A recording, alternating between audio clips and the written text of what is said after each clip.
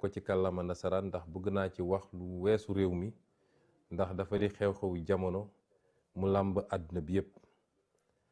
Chers amis d'ici et d'ailleurs, nous vivons des moments assez particuliers, des moments très sombres, des moments extrêmement délicats dont il nous faut mesurer toutes les conséquences et toutes les implications.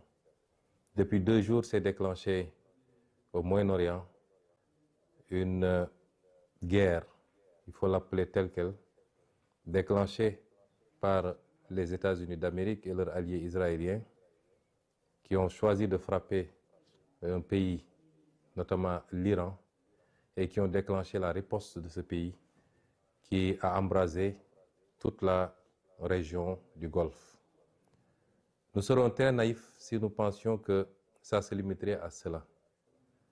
Nous souhaitons tous que ça n'aille pas plus loin que ça.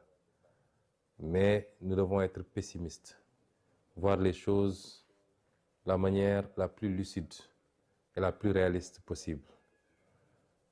Des frappes ont été opérées, une réaction s'est déclenchée, qui peut entraîner d'autres réactions avec d'autres acteurs qui vont entrer dans le conflit et peut-être des ramifications qui dépasseront cette partie du monde.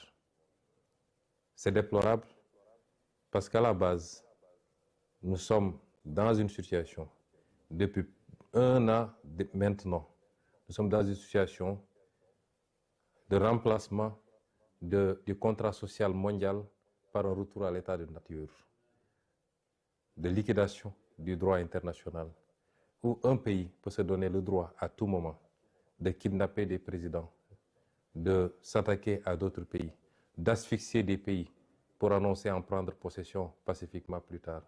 Un pays sans résolution ni mandat des Nations Unies peut décider de frapper d'autres pays, de tuer, d'assassiner, il faut le dire tel quel, leurs dirigeants. Ceci est extrêmement grave. Et tout l'équilibre du monde qui a été conçu sur ces 45 dernières années, voire ces 50 dernières années, s'en trouve compromis. C'est déplorable et il faut le condamner.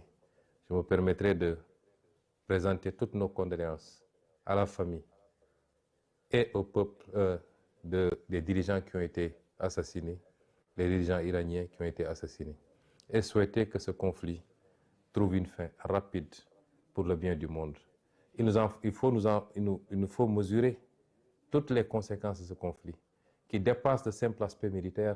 Nous savons tous que aujourd'hui, le trafic autour du détroit d'Ormuz est compromis et nous savons que minimum 40% ou 30% du pétrole mondial, des hydrocarbures mondiaux passent par ce détroit.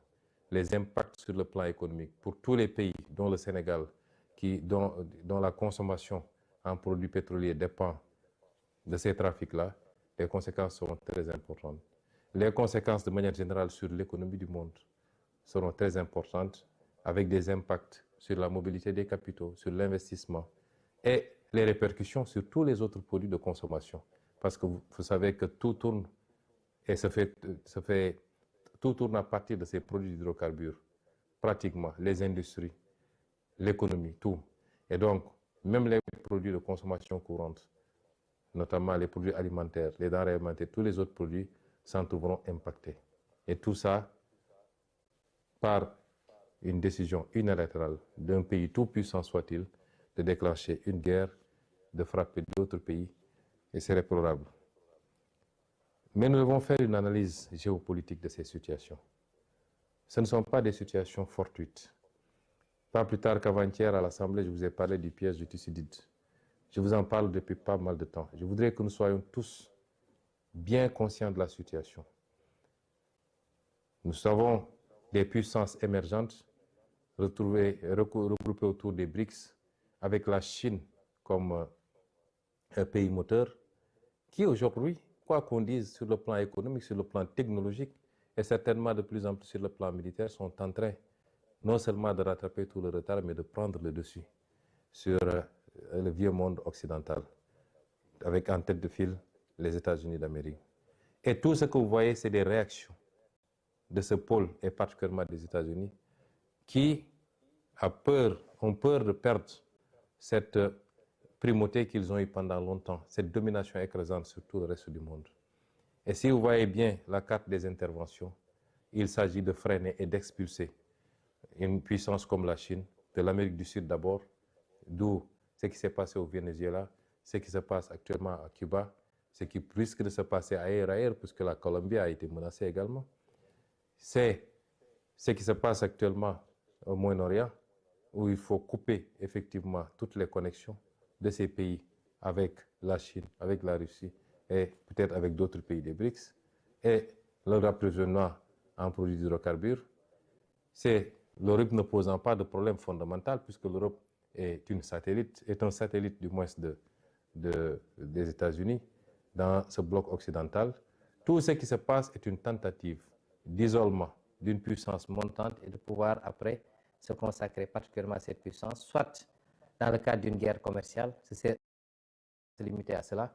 Nous ne souhaiterons pas que ça aille beaucoup plus loin pour des puissances dotées d'arsenal nucléaire et maîtrisant des technologies de plus en plus extrêmement sophistiquées.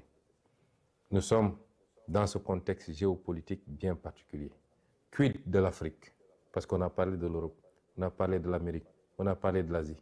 Et comme d'habitude, il est très difficile de parler de l'Afrique, puisque les Africains n'ont jamais pris la responsabilité pour comprendre les enjeux et comprendre qu'ils n'ont pas d'amis, ils n'ont pas de parents et qu'ils doivent compter sur eux-mêmes par les réformes qu'il faut, par le règlement d'un certain nombre de contentieux ou de conflits inutiles, par la stabilité, mais surtout par le travail, se mettre au travail. Nous sommes le continent qui n'existe pratiquement pas sur la carte géopolitique, mais qui semble être la seule à l'ignorer. Et nous sommes là encore dans des débats secondaires qui n'apportent rien au monde, qui n'apportent rien à l'Afrique, et qui ne rapportent rien à nos pays plus individuellement. Cette Afrique-là, qui n'est jamais sortie sous le joug de la colonisation. Parce que ce qui se joue actuellement, c'est une forme de réitération par certains empires de volonté coloniale. La colonisation, elle n'est pas seulement physique, même si ici on est sur le terrain physique, elle est aussi cette possibilité d'imposer ses vues, ses desiderata à tout le monde et continuer à dominer le monde, à le contrôler et à ne prendre les autres comme des vassaux ou des satellites. Ça, c'est une forme de colonisation. L'Afrique n'est jamais sortie de cette colonisation.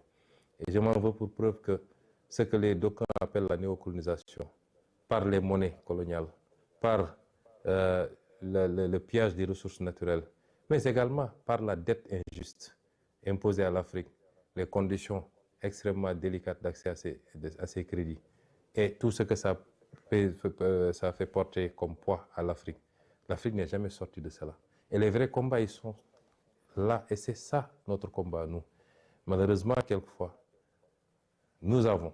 moi personnellement, j'ai l'impression d'être assez isolé dans ce combat, y compris ici, dans notre pays au Sénégal, et maintenant qu'on est au pouvoir. Et c'est ces enjeux-là que nous devons comprendre.